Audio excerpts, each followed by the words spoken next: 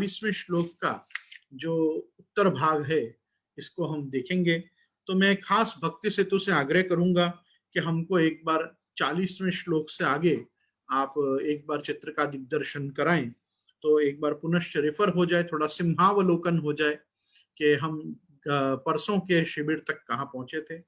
आप बराबर थे, वो 39 भी आपको एक बार दिखाना ही है, क्योंकि आधी बात उसमें थी और आधी बात आगे 40वें श्लोक के पूर्वार्ध में और उत्तरार्ध में रहेगी। वाह। 40वां श्लोक कह रहा है, यया सर्वात्म भावाख्या परा सिद्धि स्वयं भवेत। हमने जहां पे देखा था वो दैवात्म संपदा पुंसा भक्तिर भवती नैष्ठिकी, मतलब 39.5 तक हम परसों गए थे। कल हमारा पूरा सत्संग पुरुषोत्तम मास में भगवत सेवा और सेवा संबंधी थोड़े आज के युगानुगत आचार धर्म विचार धर्म, इन पे हमने कल थोड़ा संवाद किया। आज मैं चाहूंगा कि अपन पुनः अपने ट्रैक पर आ जाएं और यहां से हम ग्रंथ को प्रारंभ करें कि यया सर्वात्म भावाख्या परा सिद्धि स्वयं भवेत। इसमें मैं 4 श्लोक आपके सामने इस पेज में से बांचना चाहूंगा ताकि आज अपन इसको देख सकें। और फिर यहाँ कह रहे हैं कि सर्व वस्तुषु वैराग्यम दोष दृष्टिया विभावये दमनाद इंद्रियाणाम च संतुष्ट्यापि च सिद्ध्यति सर्वत्रैव विरक्तस्य रागस्याद नंद नंदने तेना शक्तिश्च व्यसनम प्रपंचास्फुरणम भवेत् एवं निरुद्ध चित्तस्यानुग्रहीतस्य चेशितुः लीला प्रवेशोपीष्टश्च तस्मान् मत् शरणोक्तितः। ये हम ये 4 श्लोकों को, मतलब 40वें से लेकर और 43 तक में पहले हम देखते हैं। भक्ति से तो अगर आवश्यकता पड़ेगी तो मैं आगे आपको संबोधन करूंगा, पहले हम ये 3 श्लोक देखें, तब तक हम हमारे श्रोताओं से वार्ता करें। ये श्लोकों में जब हम 40वें श्लोक के उत्तरार्ध को देख रहे हैं तो यहां से जो भाव प्रकट हो रहे हैं वो ये हैं कि इन गुणन के कारण भक्ति जब सर्वात्म भावापन्ना होवे तब या लोक में प्रपंच विस्मृति पूर्वक भगवदासक्ति और वैकुंठादि भगवल लोक में सेवोपयोगी देह की प्राप्ति हो फलित होता है। अब देखो यहाँ ये कहना है कि ये जो चीज है ये 40वें श्लोक की कारिका के उत्तरार्ध में क्यों आई। अर्थात ये जो ऊपर बताया है कि शमो दमस तपशौचम शांतिरार्जरम एवच दया दानम च विज्ञानम श्रद्धा दैवात्म संपदा पुंसा भक्तिर्भवति नैष्ठिकी। अब जब ये गोपीनाथ जी आप स्वयं प्रभुचरण आज्ञा कर रहे हैं कि जिस समय पर भक्तिर्भवति नैष्ठिकी, जब नैष्ठिक भक्ति किसी में दैवी संपदा के कारण आ जाए, दैवात्म संपद, ये आत्मा की संपदा, ये देह की नहीं है, ये आत्मा से ही जब ऐसी इच्छा हो कि भाई मेरे में ये सब गुण जो हैं वो विलास करें और जो अवगुण हैं उनको प्रभु अपने निराश करें, तब अपने को स्वतः हृदय में जो भाव आता है वो है नैष्ठिकी भक्ति। जैसे प्राचीन काल में ब्रह्मचर्य, गृहस्थ, वानप्रस्थ और सन्यास, ये 4 आश्रम हुआ करते थे। लेकिन मान लो कोई संकल्प ले ले कि मैं आजन्म ब्रह्मचारी ही रहूंगा। जैसे जैसे आप बहुत कम वैष्णवों को ये बात पता होगी लेकिन होनी चाहिए, महाप्रभु जी का संकल्प नैष्ठिक ब्रह्मचार्य का ही था। मतलब महाप्रभु जी ने अपने जीवन में यही विचार किया था कि मैं कभी भी विवाह नहीं करूंगा, मैं कभी भी गृहस्थ नहीं होऊंगा, मैं कभी आगे के आश्रमों को नहीं जीऊंगा, मैं आजन्म ब्रह्मचारी ही रहूंगा। तो नैष्ठिक ब्रह्मचर्य का जो व्रत आचार्य चरण ने धारण किया था, पवित्र पृथ्वी परिक्रमा ब्याजेन, कि ताकि मेरे से पृथ्वी परिक्रमाएं हो सकें, उसमें आप देखोगे कि पंढरपुर में पांडुरंग विठल नाथ जी ने भगवद आज्ञा करके, अर्थात स्वयं आपने आज्ञा करके उनका नैष्ठिक ब्रह्मचर्य छोड़ने की उनको आज्ञा करी, विनती करी, जो अपन शब्दावली प्रयोग करना चाहें। लेकिन मैं कहूंगा कि उस समय पर क्योंकि भगवान श्री गोवर्धन धर का प्रागट्य नहीं हुआ था, इसलिए श्रीजी बाबा श्री गोवर्धन नाथ जी, श्रीनाथ जी, आप सारी आज्ञा प्रायः श्री महाप्रभु जी को पांडुरंग विठलनाथ जी के रूप से ही आप करते, ऐसा ही स्वमार्गीय इतिहास में भी देखने को मिलता है। पुष्टि मार्गीय इतिहास को आप ध्यान से देना कि ये जो आप विवाह करोगे, ये विवाह करोगे और आप वहां जाके विवाह करो, यह आज्ञा पांडुरंग विठलनाथ जी ने तो की है प्रत्यक्ष में, लेकिन नयन मरता बात की दी, वचन दीदो हाथ, ये सब जो गोपाल दास जी की वाणी है उसमें स्पष्ट संकेत है कि ये जो आज्ञा महाप्रभु जी को हुई है, ये नैष्टिक ब्रह्मचर्य छोड़ने की और गृहस्थाश्रम में प्रवेश करने की, और आपके यहाँ मैं पुत्र रूप से आऊंगा और आपको मैं पुत्र का सुख दूंगा, ये जो सब आज्ञा हुई है, ये पांडुरंग विठलनाथ जी ने श्री गोवर्धन धर की आड़ी से ही ये आज्ञा उस समय की है। इसको अपने को नहीं भूलना चाहिए, पहली बात। तो मैं यहाँ समझा रहा था कि उस काल में, प्राचीन समय में, लोग नैष्टिक ब्रह्मचर्य लेते थे कि हम कभी भी गृहस्थाश्रम में जाएंगे ही नहीं, और अगर जाना भी पड़ा तो सीधे ब्रह्मचर्य से संन्यास की ओर जाएंगे, जैसे आदि शंकराचार्य ने किया।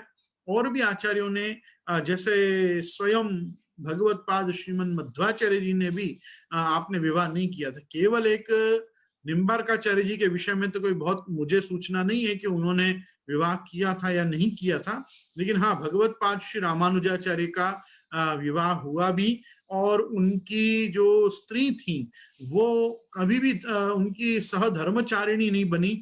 उनको वैष्णवों में बहुत वर्णाश्रम भेद होता था और जाति पाति का वो बड़ा भेद करती थी, और जगतगुरु आचार्यों ने कभी भी ऐसा किसी में हीनता भाव और किसी में महान भाव और इसमें मुख्य भाव और इसमें तुच्छ भाव, ऐसा सब जगतगुरु आचार्यों को पसंद नहीं आता था।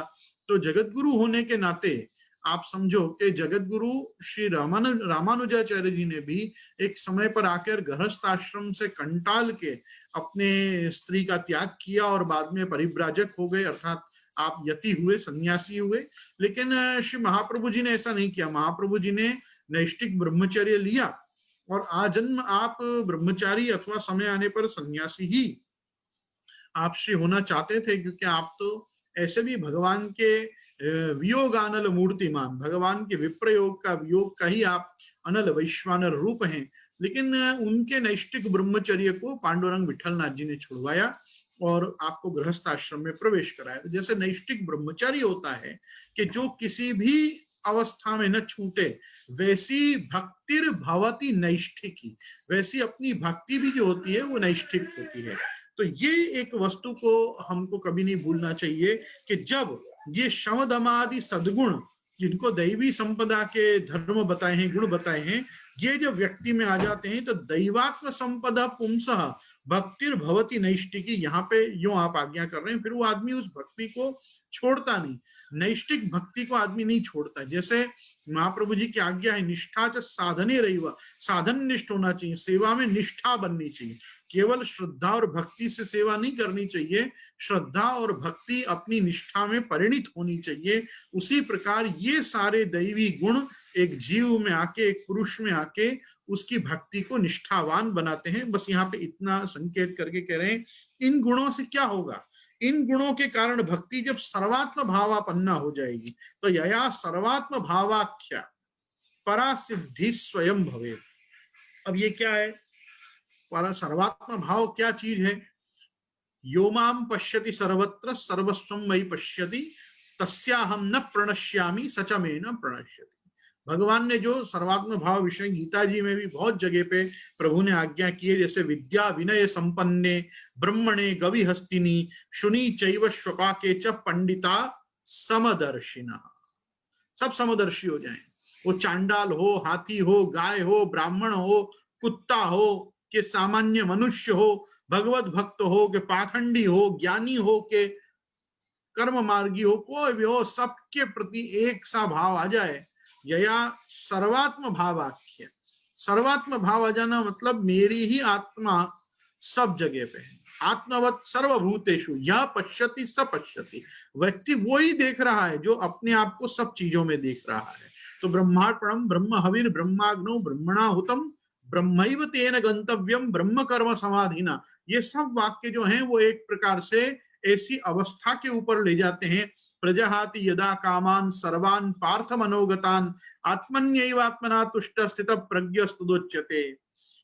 तो ये सब बातें भगवान ने बार बार की हैं कि मनुष्य जब स्थितप्रज्ञ हो जाता है, जब आदमी की व्यवसायत्मिका बुद्धिर एके कुरुनंदना बहुशाखा अनंताश्च बुद्धयो अव्यवसायी नाम। तो बहुत चीजों में अलग अलग भान आना और बहुत शाखा वाला इसको मानना, ये सब तो अव्यवसायी की बुद्धि है। लेकिन व्यवसायत्मिका बुद्धि किसकी है? एक ही है कुरुनंदन, जो एक दृष्टि से, समदृष्टि से हर वस्तु को देखे, उसकी अपने यहाँ पे बहुत प्रशंसा की गई है शास्त्रों में।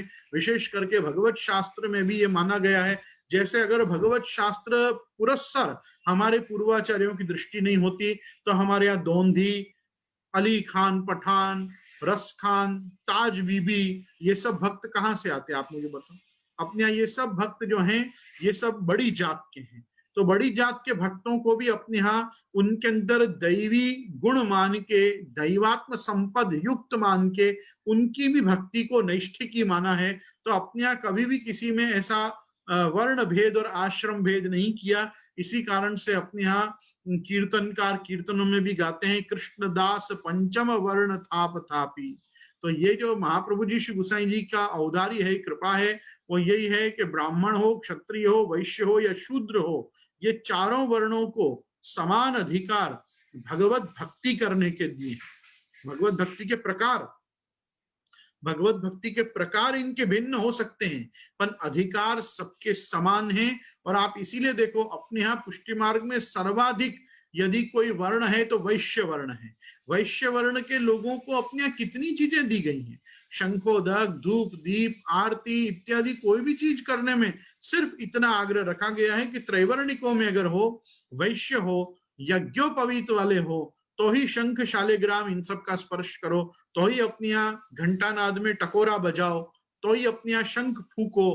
फिर भी अपने यहाँ बहुत सी चीजें हैं कि जो सबको प्रदान नहीं की गई। मैं वापस कहना चाहूंगा, आपके घर में ठाकुर जी घंटानाद से ही जागने चाहिए। आप लोगों के यहाँ शंखनाद का क्रम नहीं रखा गया है, आप लोगों के यहाँ गोपी वल्लभ का क्रम नहीं रखा गया है। उसको श्रृंगार भोग बोला जाता है कि जब हम गोपी वल्लभ के स्थान पे जो भोग धरते हैं मंगला के बाद और राजभोग से पहले, उसको श्रृंगार भोग बोलते हैं। तो वैष्णवों के यहाँ गोपी वल्लभ नहीं आता। वैष्णव अपने घर में श्रृंगार भोग के साथ या उसके बाद जो ग्वाल का समय होता है उसमें दूध का डबरा भोग धर सकता है, पर उनके यहाँ घैया उठाने का क्रम नहीं होता।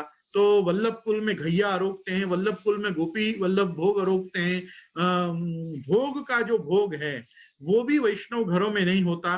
वैष्णव घरों में केवल उत्थापन भोग, संध्या आरती के समय का भोग और सीधे शयन भोग, और सुबह मंगला श्रृंगार राज भोग, ग्वाल और भोग आरती का क्रम जो है ये वल्लभ कुल में ही रखा गया है। ये परंपरा बातें हैं, इसके लिए प्रणाली का खोजने की या कोई ग्रंथ देखने की आवश्यकता नहीं है। लेकिन परंपरा बहुत सी चीजें ऐसी हैं जो वल्लभ कुल में ही है। जैसे मैंने पूर्व में भी आपसे चर्चा की थी कि वैष्णव उन घरों में हर जयंती के पंचामृत नहीं बताए हैं, केवल जन्माष्टमी के दिन सुबह जो जयंती के पंचामृत हैं उसका विधान किया गया है कि वैष्णव अपने अपने घर में अपने ठाकुर जी को, अपने लालन को जयंती के पंचामृत, जन्माष्टमी के उत्सव के दिन सुबह के, रात को जन्म के भी नहीं। जन्म के कैसे कराओगे? प्राय वैष्णव क्या एक ही लालन विराजते हैं और वो पूरे सुश्रृंगार से सुसज्जो के जब विराज जाएंगे तो क्या वापस श्रृंगार बड़े करके थोड़ी उनका पंचामृत करोगे? तो इसलिए एक समय का पंचामृत दिया है, पाटोत्सव का मंगल स्नान दिया है और सभी बड़े उत्सवों पे अभ्यंग अंजन का क्रम दिया है। लेकिन जैसे वल्लभ कुल के घर में सभी जयंतियों पे पंचामृत हैं, आप लोगों के यहाँ देव उत्थापन में भी पंचामृत नहीं है। हमारे यहाँ तो 5वां देव उत्थापन में है। गोवर्धन पूजा सबको दी गई है। आप देखो गोवर्धन पूजा से किसी को वंचित नहीं किया गया। और मैंने लॉकडाउन सीरीज में बताया भी था कि भाई जिनके यहाँ शालिग्राम जी, गिरिराज जी न विराजते हो उनको गोबर का पिंड करके भी, और ठोस गोबर का पिंड करके भी उनको दूध दही से एक गिरिराज जी की भावना करके गोबर के पिंड का भी पूजन करना चाहिए। और इस प्रकार से वैष्णव घरों में एक थाल में भगवत सन्मुख ही थोड़ी सी छोटी सी सूक्ष्म पर गोवर्धन पूजा होती है, क्योंकि उसका अंगभूत अन्नकूट वैष्णव धरते हैं। तो अपने यहाँ पुष्टि मार्ग में सेवा प्रकार में कुछ जो भेद रखे गए हैं वो आचार्य ग्रह के, आचार्य मर्यादा के हिसाब से, गुरु घर की मर्यादा के हिसाब से गुरुजनों को बताए गए। उन सर्व सामान्य वैष्णवों को एक जनरलाइज्ड ग्लोबल यूनिवर्सल रीत सेवा की दी गई है, जिसको आगे जाके हम, जिसमें अब बस कुछ ही दिनों में, 1-2 दिन में हम सेवा में ही प्रवेश करने जा रहे हैं। क्योंकि सेवा के लिए जो भूमिका है वो सेवा क्यों करनी, कैसे करनी, कब करनी, किस अवस्था में वैष्णव के लिए अब ठाकुर जी की सेवा शुरू कर देनी चाहिए, और उसके पीछे की आइडियोलॉजी, फिलोसॉफी क्या है, हम वही तो दिन से डिस्कस कर रहे हैं, और उसी में हम ये 40-41वें श्लोक तक पहुंचे हैं। तो इसके लिए आवश्यकता है कि नैष्ठिकी भक्ति के साथ सर्वात्म भाव, ये सी अवस्था। देखो अब क्या होता है, गोपीनाथ प्रभुचरण ये तो नहीं कह रहे हैं कि सब जन इस अवस्था पे पहुंच जाओ तभी तुम सेवा करना, नहीं, लेकिन ये सब बातें क्यों बता रहे हैं, सेवा करते करते व्यक्ति इस अवस्था तक जाना चाहिए, इसलिए ये बताई जा रही है। वैष्णव को क्या होता है, वैष्णव मतलब श्रोता मात्र को, जहां उनकी गति नहीं होती, जहां उनकी मति नहीं होती ना, वहां उनको लगता है ये क्या हमसे रिलेटेड चल रहा है क्या, ये क्या हमसे लगती वड़ती बातें हैं। अरे आपसे लगती वड़ती बात आज के स्टेज में नहीं है, पर ये आपकी ही बातें हैं, आपको ही ये सब चीजें बताई जा रही हैं। तो यहां बता रहे हैं कि यया सर्वात्म भावाख्या परा सिद्धि स्वयं भवे, नैष्ठिकी भक्ति के कारण सर्वात्म भाव नाम सो प्रसिद्ध उत्कृष्ट सिद्धि स्वयं ही प्राप्त होता है। ये भक्ति के अवांतर फलत्वेन सर्वात्म भाव सिद्धि होगी, कि भक्ति का मुख्य फल तो क्या है, प्रभु का व्यसन सिद्ध होना। अरे भाई प्राणी मात्र में और जीव मात्र में और चराचर जगत में ब्रह्म रूप सब चीज को देखना, ये भक्ति का फल थोड़ी है। ये तो भक्ति के लिए, भक्ति को बनाए रखने के लिए ये ब्रह्मवाद जरूरी है कि सर्वम खलु इदम ब्रह्मा, मेरे आसपास आदि भौतिक जो भी कुछ है, मेरे आसपास आदि भौतिक जो भी कुछ परिदृश्यमान जगत है, यदिदम मनसा वाचा चक्षुर्भ्याम श्रवणादि भी नश्वरम गृह्यमाणम च विद्धि माया मनोमयम, ये माइक नहीं है, पर मैंने मेरी माया से बनाया है।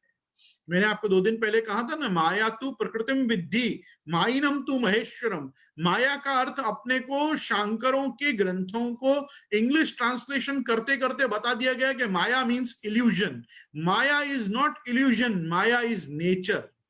नेचर, कोई भी चीज का नेचर जब बताएंगे तो हमको क्या, तो भगवान ने कोई वस्तु को नेचुरली क्रिएट की है, इसको बताने के लिए भगवान कहते हैं विद्धि माया मनोमयम, ये मेरी मनोमय माया से है। तो मनोमय माया से तो भगवान ने इच्छा मात्रेण मनसा प्रवाहम सृष्टवान हरि वचसा वेद मार्गम ही पुष्टिकायन निश्चय, बहुत सी चीजें प्रभु ने इच्छा मात्रेण मनसा संकल्प से, तो मनसा संकल्प तो भगवान का एको हम बहुश्याम प्रजा ये भी है, मनसा संकल्प तो प्रभु का एकाकी न रमते द्वितीय में इच्छत भी है। तो उपनिषदों में इंद्रो माया भी पुरुरूप ईरियते, ये भी भगवान का ही संकल्प है। तो बहुत सी चीजें शास्त्र में तो ऐसी हैं कि जो सिर्फ तुमको हर वस्तु में ब्रह्म भाव और सर्वत्र भगवत भाव बनाए रखने के लिए बताई जा रही हैं। अभी जैसे मैं आपको एक बात बताऊंगा, अभी कुछ दिनों पहले मैंने दान लीला के ऊपर कुछ मेरे विचार प्रस्तुत किए थे, मेरे मतलब पारंपरिक सांप्रदायिक विचार प्रस्तुत किए थे। अरे तो उसको 6-6 मिनट में काट के लोगों ने उसके बहुत से अन्यथा रूपांतर करके भी उसको फैलाए, लेकिन लोग मेरी बात को समझे नहीं। मैं उसका वन लाइनर आपको देना चाहता हूं। मैंने उस क्लिप में कहीं ये नहीं कहा कि तुम हमको पुरुषोत्तम मानो, मैंने उसमें ये कहा तुम हमको पुरुषोत्तम जानो। मानो मत, मानना तो ठाकुर जी को ही है, पुरुषोत्तम ठाकुर जी हैं, पुरुषोत्तम नरोत्तम जितने भी ये सब शास्त्र में नामाभिधान है, ये सब तो प्रभु के लिए हैं। पर जब प्रभु खुद वेदादि शास्त्रों में ऐसा कह रहे हैं, आचार्य माम विजानियात, आचार्य को तुम मेरा ही स्वरूप जानो, ये मेरा वचन तो नहीं है, भगवान का वाक्य। आचार्यवान पुरुषो वेद, जो आचार्यवान होता है उसको ज्ञान प्राप्त होता है। आचार्य चैत्य वपुषा स्वगतिम व्यनक्ति, भागवत जी का वचन, मेरा वचन तो नहीं है। आचार्य चैत्य वपुषा स्वगतिम व्यनक्ति, प्रभु को जब कोई वस्तु करवानी होती है तब वो आचार्य के मुख से कहवाते हैं। अरे मैं जब कह रहा हूं कि लाओ दान दो, तो मैं नहीं कह रहा हूं, ठाकुर जी कह रहे हैं कि आप दान दो।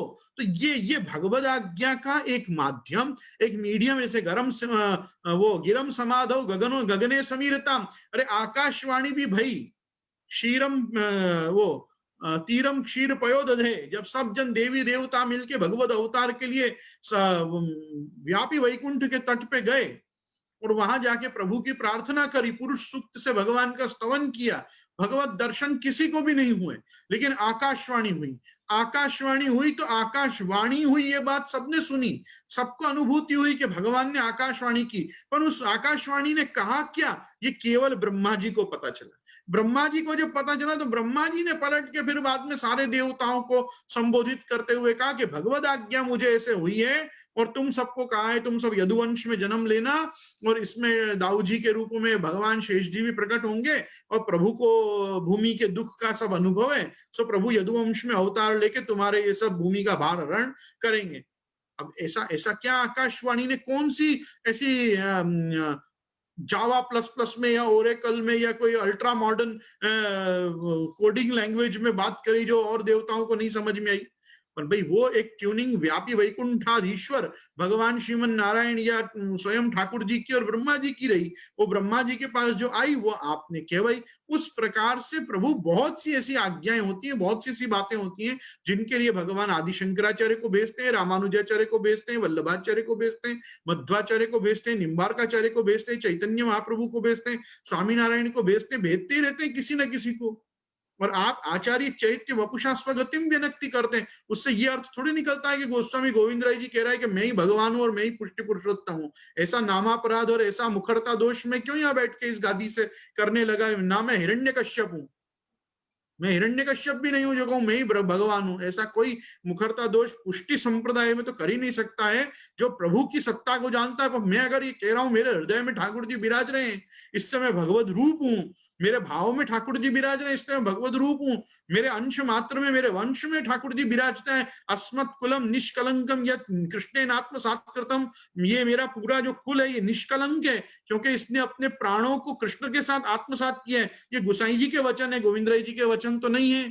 तो इसलिए मिस इंटरप्रिटेशन ऑफ एनीथिंग करना बंद करो, राइट सेंस में और सेंसिबली कोई चीज को लो, take it critically, criticize it, but come with the Shastra Vakya. Please, I request everybody, to all the viewers on Facebook, YouTube, and many other people in the society who have any problem with my comments and my lectures, they can definitely refute it. But आपको शास्त्रार्थ की मैंने आज नहीं असंख्य बार यहां से इस पोर्टल से मतलब इलेक्ट्रॉनिक मीडिया के सोशल मीडियम के माध्यम से भी कहा है, भक्ति सेतु हवेली की पाठशाला के सब द्वार खुले हुए हैं, भक्ति सेतु हवेली के द्वार भी शास्त्रार्थ के लिए खुले हुए हैं। किसी को अगर सामर्थ्य है और किसी को बहुत अपने वो कहते हैं ना शाक्तम पाशुपतम वापी वैष्णव वापी तांत्रिका श्रौतान स्मार्तान विजित्येतान स्वस्व गर्वे ने जम्रताम, अगर अपने विद्वत्ता का इतना ही घमंड हो रहा है और जम्भाई आ रही है कि मैं देख लूंगा इसको, तो आओ, हम तो स्वीकार रहे हैं क्योंकि हमारे पास सबसे बड़ा बल किसका है?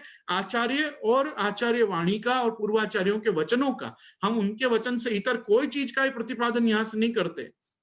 मेरे प्रपितामह नित्य लीला स्वनाम धन्य सनातन धर्म संरक्षक गोस्वामी 1008 श्री गोकुलनाथ जी महाराज श्री स्वयं दान लेते, दान लेने मूलजी जेठा मार्केट इत्यादि वो जमाने की सबसे बड़ी में बड़ी प्रतिष्ठित मार्केटों में आपकी चरण धराई होती, आपकी पधरामनी होती। आप दान लेने वैसे ही पधारते जैसे गत 350 साल से, उससे पहले तो सब बालक ब्रज में विराजते थे, गत 250-300 साल से जिस प्रकार सौराष्ट्र काठियावाड़ में आज भी वल्लभकुल बालक साग्र है वैष्णवन को कृतार्थ करने और उनकी वित्तजा सेवा को पवित्र करने के लिए आप दान लेने पधारते, वैसे हमारे प्रपितामह गोस्वामी ताजी महाराज गोकुलनाथ जी महाराज श्री पधारते थे। अब उससे पहले मैं कहा किसके बारे में बताऊं कि और जीवन जी महाराज दान लेते कि नहीं लेते?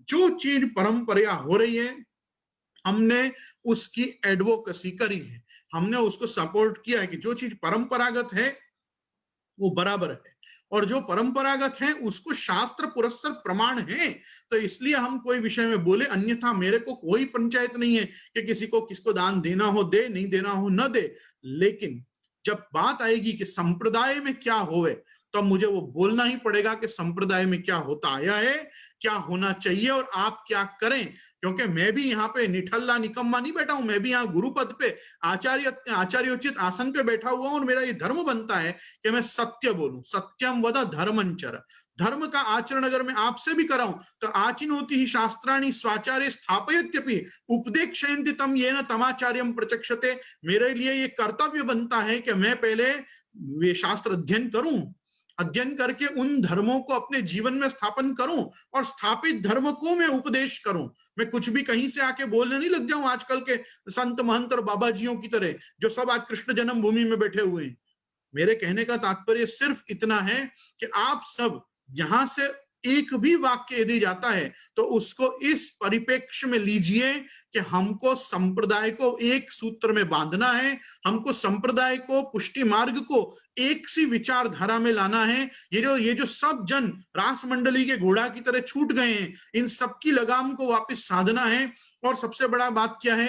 संगच्छध्वम संवदध्वम संयो मनांसि जानताम देवा भागम यथा पूर्वे संजनाना उपासते। वेद ने हमको जो आज्ञा की है, संगच्छध्वम एक साथ चलो, संवदध्वम एक साथ बोलो, संयो मनांसि जानताम एक दूसरे के मन की बात सब जानो।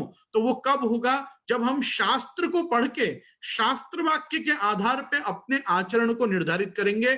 मैं कितने ही मेरे ये वचनामृत सत्रों में इस बात को कह चुका हूं, अत्र शास्त्रम प्रमाणन्ते कार्या कार्य व्यवस्थितौ ज्ञात्वा शास्त्र विधानोक्तम कर्म कर्तुर्मिहार्हति। या शास्त्रविधि उत्सज्य वर्तते कामकारत न च श्रेयमवाप्नोति न सुखम न पराम गतिम। न इस लोक में सुख मिलेगा न परलोक मिलेगा। यदि हम शास्त्र का अग्रणी रखेंगे, शास्त्रों में परंपरा रूढ़ी के साथ कोई प्रकार के सत्य को जिया जा रहा है, तो उसको जीना ही पुष्टि मार्गीय साफल्य की ओर ले जाता है।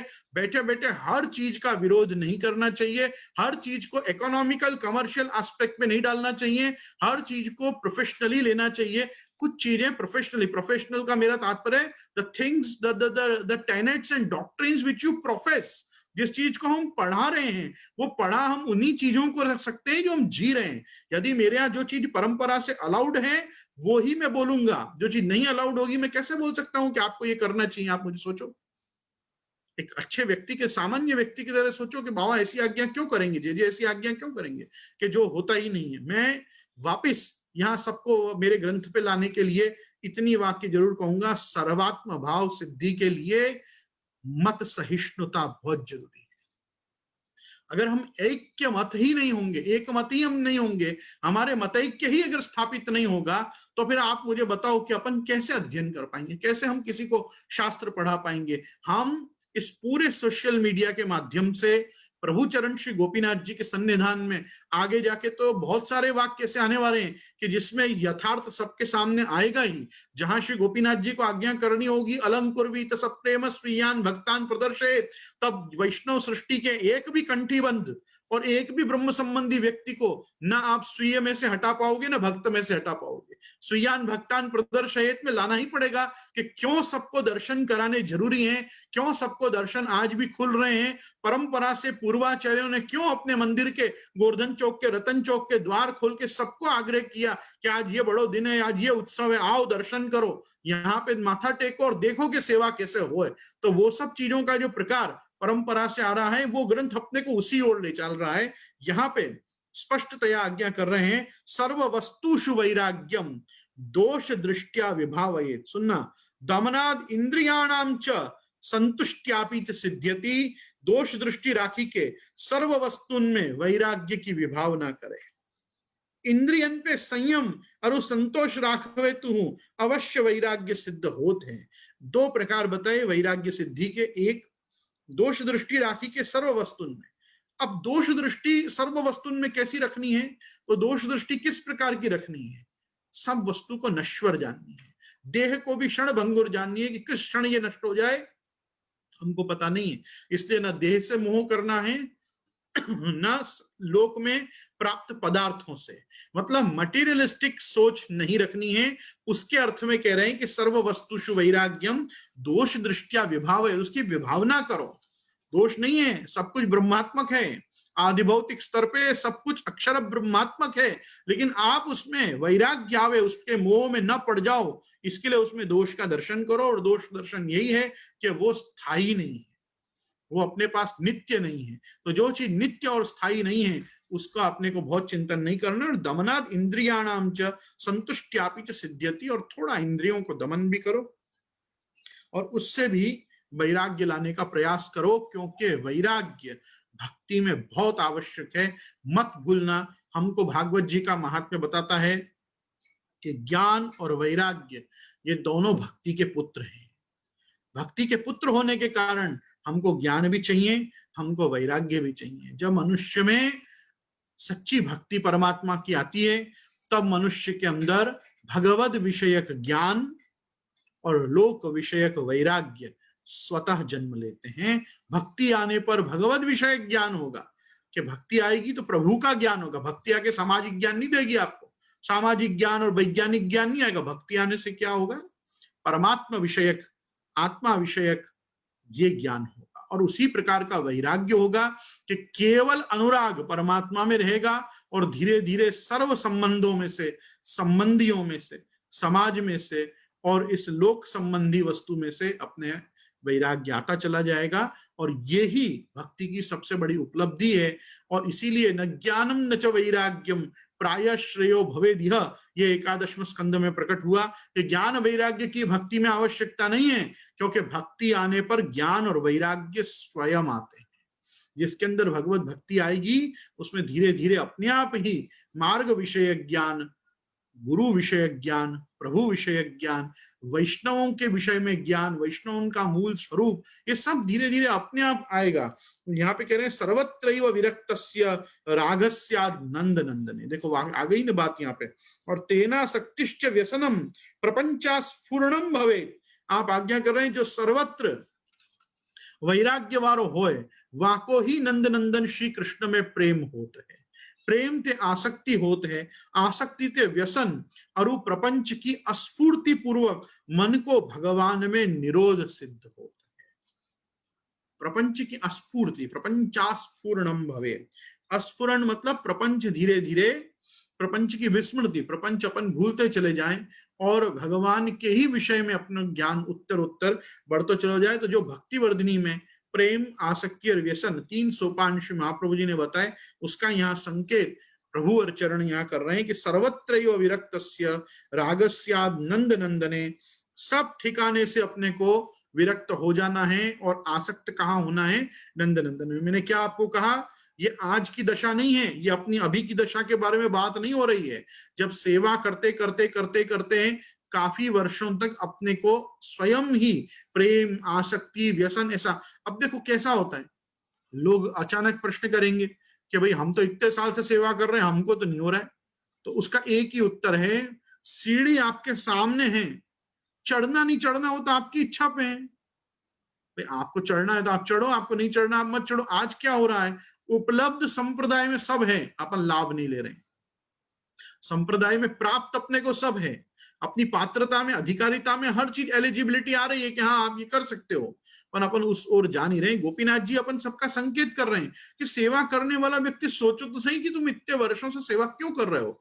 आप सेवा कर रहे हो कि प्रभु में प्रेम स्थापित हो, प्रभु में हम आसक्त हो जाएं और प्रभु ही हमारे व्यसन रूप हमको सिद्ध हो, तो हमारा सर्वात्म भाव सफल हो।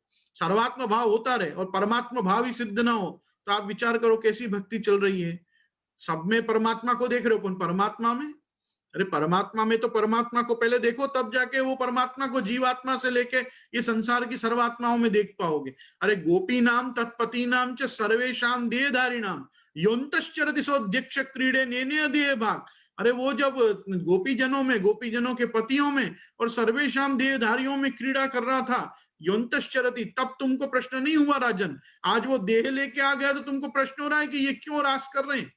ये जो एक प्रश्न का समाधान सुखदेव जी ने दिया है ना, ये एक वस्तु अपन सबके ऊपर एप्लीकेबल है कि अपने को सब चीजों में कहा जा रहा है भगवान को देखो, सबको भगवत रूप मानो, पर भगवान को भगवान देखो कि नहीं, ये तो नहीं बताया जा रहा है ना। यहाँ ये गोपीनाथ जी बता रहे हैं कि सर्वत्रैव विरक्तस्य रागस्याद नंद नंदने, सब जगह से विरक्त होगे तब जाके प्रभु में आसक्त बनोगे। और तेना शक्तिश्च व्यसनम प्रपंचास्फुरणम भवेत्, और तब वो आसक्ति उस व्यसन की ओर ले जाएगी कि जिससे तुमको अपने आप ही विस्फुरण होता चला जाएगा, भूलने लग जाओगे सब चीजों को और केवल ठाकुर जी ही तुमको याद रहेंगे। अच्छा, ये क्यों जरूरी है, इसका खुलासा आप 43वें नंबर के श्लोक में कर रहे हैं। एवं निरुद्ध चित्तस्यानुग्रहीतस्य चेशितो लीला प्रवेशोपिष्टश्च तस्मान् मच्छरणोक्तितः। कह रहे या प्रकार सो जाको चित्त प्रभु में निरुद्ध भयो और जाके ऊपर प्रभु की कृपा भई होए, वाको लीला में प्रवेश हु इष्ट ही है। सो गोवर्धन उद्धरण के समय भगवान के ताते मैं ही गोकुल को आश्रय हूं इत्यादि वचनते सिद्ध होते हैं। यहाँ भागवत जी का प्रमाण देके एक बात बता रहे हैं के पहले श्लोक को समझो। एवं निरुद्ध चित्तस्य अनुगृहीतस्य चेष्टितो, अनुगृहीतस्य चेष्टितो, चेष्टितो मतलब ये यहां समझाना चाह रहे हैं कि जिस समय पर आपको ये निरोध की दशा सिद्ध होगी कि जब आपका प्रपंच विस्फुरण हो जाएगा, विस्मरण हो जाएगा और आपको केवल प्रभु ही प्रभु सर्वत्र दिखेंगे, तब आप भगवान के अनुग्रह को समझ पाओगे। अनुग्रहीतस्य कृपा वारे, और निरुद्ध चित्तस्य, निरुद्ध चित्त वाले को ही यह अनुभव होगा, सामान्य आदमी को यह अनुभव नहीं होगा। एवं निरुद्ध चित्तस्यानुग्रहीतस्य चेष्टितुः लीला प्रवेशोपीष्टस्य, और ये जो अनुभव है ये तुमको लीला प्रवेश तक लेके जाएगा।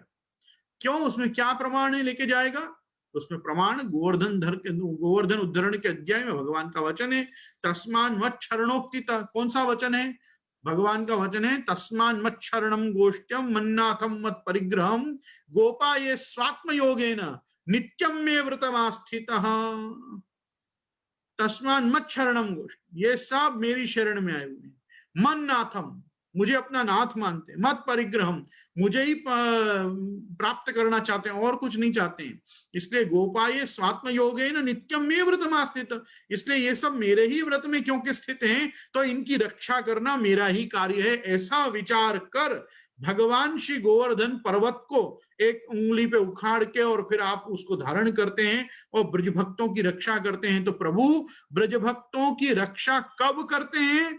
जब प्रभु इस अनुभव को प्राप्त होते हैं कि अरे ये तो मेरी शरण में है, ये मुझे अपना नाथ मानते हैं और ये नित्य मेरे ही व्रत में स्थित रहते हैं और मेरा ही परिग्रह करना चाहते हैं। ये संसार की वस्तुओं का परिग्रह करना नहीं चाहते, ये संसार में किसी को स्वामी नहीं मानते, ये किसी और की शरण नहीं लेते। जब ऐसी सब भावनाएं अपने जीवों में प्रभु देखते हैं, तब उनका योगक्षेम वहन करते हुए उनके रक्षण के लिए, उनके पोषण परिपालन और उनको अपना स्वरूपानुभव कराने के लिए तब भगवान गोवर्धन धर का रूप धारण करते हैं, गिरिराज जी को धारण करके। बात समझ में आई? तो ये कब होता है? जब अपन प्रभु को विश्वास दिलाते हैं कि प्रभु मेरे लिए आप ही शरण हो, मेरे आप ही नाथ हो, मुझे आप ही चाहिए और मैं आपके ही नित्य सेवा रूपी व्रत में स्थित हूं। तो जब तुम इतनी चीजें करके दिखाते हो, तब प्रभु कहता हाँ ये मेरा जीव है और इसको मैं कृतार्थ करूंगा। कल वापी के मच्छरों की प्रशंसा की ना, तो आज 2 जन तो मेरा रक्तपान किए ही चले जा रहे हैं। खैर नहीं, वो शुरुआत में कर ली थी, बहुत कम लोग ही जान पाए। बाकी वापी के मच्छर बहुत सामर्थ्यवान है। अब उपदेश कर रहे हैं यहाँ पे, न पापम स करोत्यैव प्रमादित्वाशु निष्कृति। ऐसे तादृशी वैष्णवन की या भूतल पे स्थिति अन्य जीवन के जैसी काल कर्म स्वभावाधीन होत नहीं। अब ये जिनकी यहाँ चर्चा कर रहे हैं ना अपन के, ऐसा होना चाहिए, ऐसा होना चाहिए, ऐसा होना चाहिए, उनके लिए यहाँ समझा रहे हैं प्रभु चरण कि ये जो तादृशी वैष्णव है, इनकी जो स्थिति है भूतल पे, वो अन्य लोगों की जैसी नहीं। अन्य लोग कैसे हैं? काल कर्म स्वभाव अधीन, ये सब ऐसे होते हैं, ये ऐसे नहीं होते। तो ये कैसे होते हैं? तो आज्ञा कर रहे हैं, न पापम स करोत्येव प्रमादित्वाशु निष्कृति अज्ञात स्खलितानाम च हरिरेव परागति। क्या बात है, गजब का श्लोक कहा है। ऐसो भगवदीय कबहु पाप कर्म नहीं करत है, कबहु अज्ञानते को निंदित निषिद्ध आचरण हो जाए तो शीघ्र ही वाक्य अपराधते छूटी जात है। ताते अज्ञानते जिनको स्खलन होते है, विनकी एकमात्र गति श्री हरि ही है। अज्ञानते जिनको स्खलन होते हैं मतलब अब हो ही गया अपराध, नहीं मालूम है अपराध, तो उस अपराध से उनका निवारण कौन करेगा? उनका निवारण प्रभु स्वयं करेंगे, उसके अपराध से उसको दूर करेंगे। देखो ये श्लोक क्यों कहा मालूम है प्रभु चरण ने? वैष्णव नहीं चिंता करते रहते हैं आपने सेवा करिए ने सेवा में अपराध थाय, ए नहीं करता तो न करिए ए सारू। ये उनके लिए ये वाक्य कहा। अरे न करिए तो सारू नहीं, वो बिल्कुल सारू नहीं। ब्रह्म संबंधी जीव होकर शरणागत आत्मनिवेदित जीवों के सेवा से विमुख रहे, खाली ये विचार के नहीं करने जाएंगे तो और अपराध हो जाएगा, ऐसा विचार के नहीं करने से जो अपराध हो रहा है वो प्रत्यावाय दोष से भी भयंकर दोष है कि जीव के लिए। इससे तो कुछ करके अपराध कर लेना अच्छा, कम से कम प्रभु उसका क्षमापन करने के लिए परिचय तो देंगे अपना कि देख मैं प्रभु और मैं तुझे क्षमा कर रहा हूं। तो आप एक वस्तु को समझो, यहाँ पे ये विचार, ये आज्ञा करके तो बहुत बड़ी बात आपने प्रभु चरण गोपीनाथ जी ने कही है, न पापम स करोत्येव प्रमादी त्वाशु निष्कृति। भाई ऐसा है, कोई हो जाएगा तो उसका प्रायश्चित भी हो जाएगा, पश्चाताप होगा तो प्रायश्चित शास्त्र में दिया ही हुआ है। प्रायश्चित किसके लिए विधान नहीं किया गया है? प्रायश्चित उसके लिए विधान नहीं किया गया है जिसको कर्म का पश्चाताप ही नहीं हो रहा है। वही देखो ऐसा है, अभी कितना है, सब लोग फॉरेन जाते हैं, फॉरेन जाते हैं, फॉरेन जाके आके प्रायश्चित करते हैं। वो प्रायश्चित का वास्तव में क्या अर्थ बनता है? अरे आप फॉरेन गए तो अपने संकल्प से गए, अपनी इच्छा से गए, आपने खुद ने टिकट ली, आपने खुद ने स्पॉन्सर लेटर मंगाया, खुद ने वीजा लिया, खुद फॉरेन गए। फॉरेन जाके या तो प्रसन्न रहो, प्रसन्न जाके क्यों प्रसन्न रहो? ये मान के प्रसन्न रहो कि उद्धृतासी वराहेण विष्णु रतुल तेजसा उद्धृतासी नमस्तुभ्यम। पूरी पृथ्वी को ही भगवान वाराह ने अपने दंशों पे धारण करके इसका रसातल में से उद्धार किया था। खाली इंडिया का उद्धार तो नहीं किया था, आर्यावर्त का, ब्रह्मावर्त एक देश का, तो वही उद्धार तो भगवान वाराह ने पूरी पृथ्वी का किया था। तो पृथ्वी पे कहीं भी गमनागमन से अपराध का बात का लगता है? एक वस्तु समझो, तो आप यहाँ वापस भारत आके कह रहे हो कि अब मेरे को अगर सेवा में जाना है तो प्रायश्चित करना पड़ेगा। काय बात का प्रायश्चित? कोई पश्चाताप ही नहीं है तो प्रायश्चित काय बात का? ये सब जो है ये सब केवल पाखंड मात्र है। ये पाखंड है कि हम खुद अपने इच्छा से फॉरेन जा रहे हैं, फॉरेन जाके वापिस आ रहे हैं और कह रहे हैं हम प्रायश्चित करके सेवा में जाएंगे, और वहां गोवर्धन नाथ जी की हवेली खोल आ रहे हैं। अरे गोवर्धन नाथ जी वहां जा सकता था तो तुम यहाँ आके काय को प्रायश्चित कर रहे हो? अगर गोवर्धन नाथ जी वहां जा ही सकते हैं, वहां विराज ही सकते हैं और वहां आनंद में ही है, तो तुमको काय बात का यहाँ आने पर प्रायश्चित लग रहा है? तो क्या मान लो कभी गोवर्धन नाथ जी वहां से भारत पधारेंगे तो क्या उनका भी पंचामृत करके उनका शुद्धिकरण करोगे? ये सब थोड़ा विचारणीय पक्ष है, इसके ऊपर मैं मेरी राय नहीं देता, मैं ये प्रश्न रख रहा हूं कि देखो ये सब जो चीजें हैं ये बिना पश्चाताप के प्रायश्चित है, इनका कितना अर्थ बनता है ये हमको नहीं पता। कुछ कारण रहा होगा जिससे मैं आपको बताऊं। हमारे यहाँ बहुत वर्षों पहले, अभी मैं मुझे नामोल्लेख करने में कोई रुचि नहीं, इसलिए हमारे यहाँ सबसे पहले नित्य लीलास्ते गोस्वामी महानुभाव आचार्य भारगांव पधारे, विदेश पधारे। तो जब वो विदेश से बाहर पधारे ना, तब तो उनसे पहले कोई गोस्वामी बालक भारत की भूमि को छोड़ के कहीं गया ही नहीं था, आर्यावर्त का त्याग करके। वो पहली बार वो पधारे, तो उस समय बड़ी गोस्वामी परिषद हुई, आचार्य बालकों की बैठक हुई, और उसमें पूछा गया कि अब इनको इनका शुद्धिकरण कैसे किया जाए, इनको कैसे पवित्र किया जाए कि वापिस ये श्रीनाथ जी सातों निधि की सेवा में नहा सके, कर सके। तो उसके ऊपर एक सभा बिठाई गई। सभा में मेरे ताजचरण, मतलब मेरे ज्येष्ठ ताजचरण, मेरे ताजचरण के सबसे बड़े भाई भी थे उस समय, बड़े भाई उनसे छोटे भाई, ऐसे करके हमारे ताजचरण 7 भाई रहे। तो उनके सब बड़े बड़े भाई भी बैठे हुए थे। उनमें आप जो सबसे विद्वान व्यक्ति थे, उनमें उन्होंने सब शास्त्री वर्ग को, उपाध्याय वर्ग को, पंडित वर्ग को, सबको काम पे लगाया, ढूंढो कि भाई शास्त्रों में विदेश गमन का क्या प्रायश्चित है। बहुत विचारना हुई, बहुत चर्चा विचारणा हुई सभा में, बहुत उहापोह मचा, और जब बाद में निष्कर्ष आया तो निष्कर्ष ये आया कि हमारे जो ज्येष्ठ ताजचरण थे उन्होंने ये निर्णय दिया कि विदेश गमन का शास्त्र में कोई प्रायश्चित नहीं है, इसलिए समुद्र उल्लंघन का जो प्रायश्चित है वो हम लिखा रहे हैं, वो लिख लो। जो आज हम प्रायश्चित कर रहे हैं वो समुद्रोल्लंघन का है। वरुण का जो दोष हो रहा है हमसे जल यात्रा द्वारा या वायुयान से, जो जल का उल्लंघन करने का, सबका हम उसका प्रायश्चित करेंगे। विदेश गमन का कोई प्रायश्चित थोड़ी है।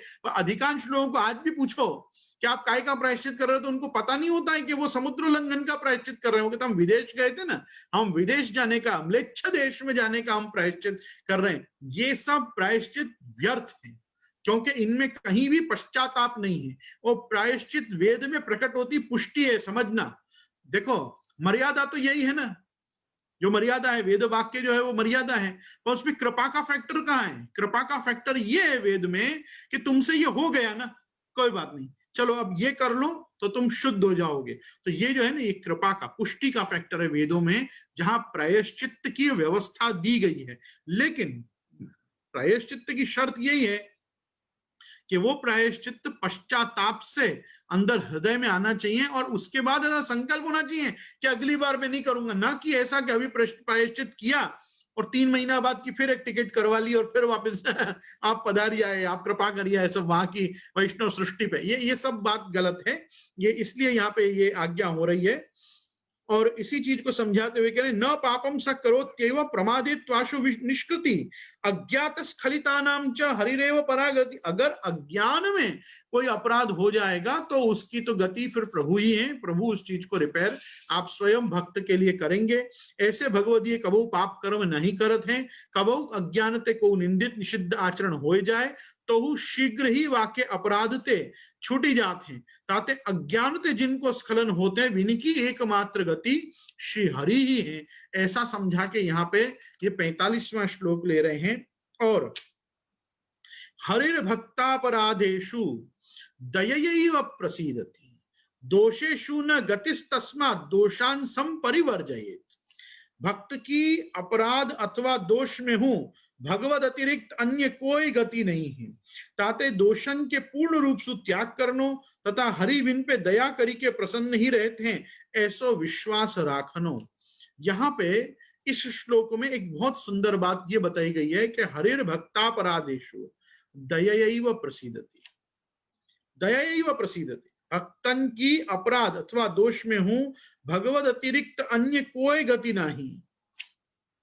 भक्त से यदि कोई अपराध हो जाए, हरिर भक्तापराधेषु, हरिर भक्त का कोई अपराध हो जाए तो उसमें दया ही वो प्रसन्न, उनमें दया ही कारण है कि प्रभु जब वापस प्रसन्न होंगे तो किस कारण से प्रसन्न होंगे, प्रभु को दया आ जाएगी अपने जीव पे। तो दोषेषु न गतिस् तस्मात् दोषान् संपरिवर्जयेत्। पर अज्ञान पूर्वक यदि उस दोष को करते ही रहोगे तो यहाँ पे आज्ञा करे तो उसमें तुम्हारी गति नहीं बैठेगी, फिर तुम नहीं सोचोगे प्रभु क्षमा करते रहेंगे। इसलिए दोषान् संपरिवर्जयेत्, इसलिए जिसको दोष मानते हो, जिसको अपराध मानते हो, अग मानते हो, पाप मानते हो, उसको न करने का ही प्रयास करो। ऐसा मत सोचो कि हो गया तो प्रभु है ना, प्रभु निवृत्त निवारण करेंगे ना, नहीं। स्वधर्म अनुतिष्ठन वही भारत द्वैगुण्य मन्यता, महाप्रभु जी ने बाल बोध में ही आज्ञा करी है कि स्वधर्म अनुतिष्ठन वही, अपने स्वधर्म में स्थित रहो, नहीं तो भारत द्वैगुण्य मन्यता। प्रभु को पहले अपराध निवारण करने पड़ेंगे फिर कृपा करनी पड़ेगी। तो प्रभु पे दो प्रकार का भार आएगा, तुम पे भी दो प्रकार का भार आएगा, मत लो, इतना भार वहन मत करो। इसलिए जो अपराध हैं उनसे बचने का प्रयास करो। ये दो श्लोक अपने को बहुत स्मरण करने योग्य हैं। न पापम स करोत्यैव प्रमादेत्वाशु निष्कृति अज्ञात स्खलितानां च हरिरेव परागति, और दूसरा हरिर भक्तापराधेषु दयैव प्रसीदति दोषेषु न गतिस्तस्मात् दोषान् संपरिवर्जयेत्। आज का अपन छल्ला श्लोक यहाँ ये देख रहे हैं। अशून्या दिवसा यामः मुहूर्त घटिका लवाः भगवत भजनई कार्या संसारासक्तिरन्यथा। दिवस, प्रहर, घड़ी, क्षण मात्र हु भगवत भजन बिना न रहनो, भगवत भजन बिना क्षण मात्र हु रहे तो संसार आसक्ति हो जात है। संसार आसक्ति भगवत आसक्ति से ज्यादा बलवान है जिस समय अपन साधन दशा में है।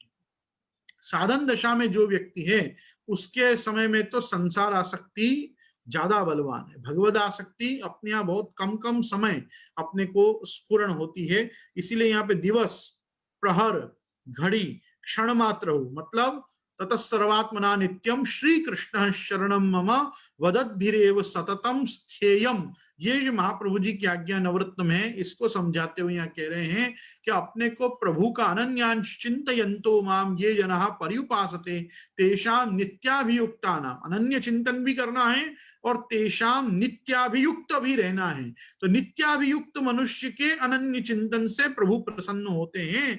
ये बताते हुए कह रहे हैं अशून्य दिवसा यामा मुहूर्त घटिका लवा, ये सब मेजर्स हैं पूरे दिन भर में।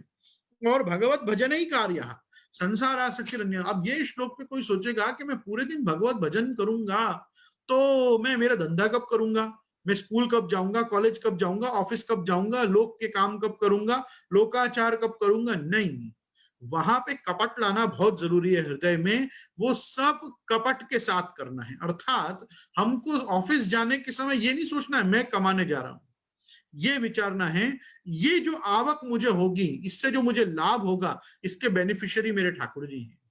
ये जो मुझे प्रतिष्ठा मिलेगी, इससे मेरे मार्ग का यश बढ़ेगा, मेरे वैष्णवत्व का यश बढ़ेगा कि वो वैष्णव का बड़ा नाम है इस दुनिया में। तो अपनी हर विचार, अपने अपने हर कृति के पीछे जो विचार है, वो विचार में एक प्रकार का सांप्रदायिक पावित्र संपादित हो, इसके लिए भी ये आज्ञा हो रही है कि अशून्य दिवसा यामहा मुहूर्त घटिका लवा। आप स्कूल जाओ तो भी विचार करो कि मुझे ऐसा बनना है कि मैं संप्रदाय के काम आ सकूं, मुझे ऐसा बनना है कि मैं ठाकुर जी के काम आ सकूं, मुझे ऐसा बनना है कि मेरे आसपास जो ठाकुर जी के सब अंगीकृत ब्रह्म संबंधी जीव हैं, हमें उनकी भी सेवा कर सकूं, उसके लिए समर्थ बन सकूं। तो अपनी हर कृति के पीछे विचारना अगर ये है कि मेरा ये हो जाए, मेरा ये हो जाए, मेरा ये हो जाए, तो तुम लौकिक मानस हो, फिर काय बात के दैवी जीव और काय बात के पुष्टि मार्गी। पर हर चीज में भी लक्ष्य ये है कि इसके बेनिफिशियरी जो हैं वो हरि गुरु वैष्णव गौ और ब्राह्मण हैं, और मैं इसके साथ मेरे परिवार का भी जो भरण पोषण कर रहा हूं उसमें परिवार के सब सदस्य भी मेरे प्रभु के भक्त हैं, प्रभु के जीव हैं, ये भी कंठी ब्रह्म संबंधित आत्मनिवेदित हैं, ये भी सांप्रदायिक हैं, ये भी पुष्टि मार्गस्थ हैं, मुझे इन सब की सेवा करनी है। तो आप देखो आपकी विचार दृष्टि बदल जाएगी। विचार दृष्टि क्या बदल जाएगी? आप सब व्यक्ति के बहुत दोष नहीं देखोगे, आप हर व्यक्ति को ऐसे लोगे कि ठीक है ना भाई, ठाकुर जी को जीव है, हो गए कचो, बोलो भूल जाओ यार सब, अब ये बात यहीं खत्म कर दो। आपको बहुत चीजों में विचार अच्छा कब आ जाएगा? जब आप देखोगे सामने वो पति पत्नी सास ससुर भाई बहन ये सब नहीं है, वैष्णव है। ये मैं वैष्णव हूं तो वो भी वैष्णव है, मैं क्यों वैष्णव आप भक्तापराध क्यों करूं, मैं क्यों उसका दिल दुखाऊं इस समय। ऐसे सब अच्छे विचार वैष्णवत्व के साथ आना बहुत जरूरी है। तो ये सब ग्रंथों का जीवन में उतरना अपने को महसूस होगा कि ये सब ग्रंथ अपने में उतर रहे हैं। अपने स्वभाव में परिवर्तन आना चाहिए, विचारों में परिवर्तन आना चाहिए, व्यवहार में परिवर्तन आना चाहिए, और जो परिवर्तन के लिए तैयार ना हो उसको प्रवचनों में नहीं आना चाहिए। ये गॉसिप्स नहीं है, ये एंटरटेनमेंट्स नहीं है, ये एजुकेशन मोड है। और एजुकेशन में तभी आओ कि जब आप उस एजुकेशन से लाभान्वित होकर उन चीजों को, उन एथिक्स को, उन मॉरल्स को अपने जीवन में प्रैक्टिस कर सको, और प्रैक्टिस करने की तैयारी के साथ आओ उस चीज की जानकारी लेने। ये सेमिनार्स, ये वर्कशॉप्स, ये आपके इंटरनल एनहांसमेंट के लिए हैं। इंटरनल और एक्सटर्नल एनहांसमेंट तो आपका मुझसे अच्छा है, आप लोगों को मुझसे अच्छा आता है कि एक्सटर्नली और इंटरनली कैसे अपने आप को वेल बिहेव्ड रखना, लेकिन इंटरनली क्या सोचना। There is a difference between external, internal, eternal. Eternal things are always spiritual, spiritual things when into come into practice becomes religious. हम हर चीज रिलीजियस टॉपिक पे बात नहीं कर रहे, हम स्पिरिचुअल टॉपिक पे बात। रिलीजियसनेस तो अब आएगी जब सेवा शुरू होगी, क्योंकि रिलीजियस कोई भी वस्तु होगी वो रिचुअलिस्टिक होगी, और अगर स्पिरिचुअल कोई वस्तु होगी तो वो फिलॉसफी बेस्ड, आइडियोलॉजी बेस्ड, एक एंथ्रोपोलॉजिकल, एक साइकोलॉजिकल सिस्टम होगी कि जिसके आधार पे आपका ह्यूमन बिहेवियर कैलकुलेट होगा, मेजर होगा कि how good a human being you are. तो for being a good human being for every Pushtimargi, the concepts of art of living in house with Thakur ji and with the family members, या उसके लिए ये सब चीजों के कॉशन और dangers दिखाए जा रहे हैं कि हमारे से भक्तापराध ना हो, हमसे मुखरता दोष ना हो, हमसे किसी को हर्ट ना हो, हम अक्सर अगर कुछ हो जाए तो उसमें हम प्रभु की शरण में जाएं कि प्रभु ये अपराध हो गया, अब आप इसका क्षमापन करो, और कोशिश करें कि हम जितना हो सके अपराधों से और पाप से दूर रहें। तो ये सब चीजों को इनबिल्ट प्रैक्टिस में लाने के लिए जो सिस्टमैटिक उपदेश हो रहा है वो अपनी कृति से अपने को लेके चला जा रहा है। मतलब मति और कृति को, गति को एक साथ दे रहे हैं गोपीनाथ जी कि आप इन सब चीजों का भी विचार करो। व्हेन यू स्टार्ट द सेवा प्रकार, आप ये सब चीजों पे भी फोकस करो, कंसंट्रेट करो कि क्या ये सब चीजें तो आपके साथ नहीं हो रही हैं, क्योंकि ये सब चीजों पे विचार करोगे तब सेवा फल आप भोग पाओगे। और सेवा फल प्राप्त होना ही पुष्टि मार्ग में आवश्यक है, चाहे वो वैकुंठादिशु लोक प्राप्ति हो, या सेवोपयोगी लीलोपयोगी देह और अलौकिक सामर्थ्य की प्राप्ति हो। ये जो भी चाहिए वो अपने को भगवत सुखार्थ और भगवत प्रसन्नता के अर्थ में ही चाहिए। हम 46वें श्लोक के बाद हम कल आगे 47वें श्लोक से ग्रंथ को आगे बढ़ाएंगे। दृढ़ेन चरणन केरो भरोसो, दृढ़ेन चरणन केरो, श्रीवल्लभ नख चंद्र छटा बिन, सब युग मांझ अंधेरो भरोसो। दृढ़ चरणन केरो, साधन और नहीं कली में, जासो हो य निवेरो। सूर कहा कहे द्विविध यान धरो, बिना मूल को चेरो भरोसो। भरोसो, दृढ़ न चरणन केरो भरोसो। श्री गोवर्धन नाथ की जय।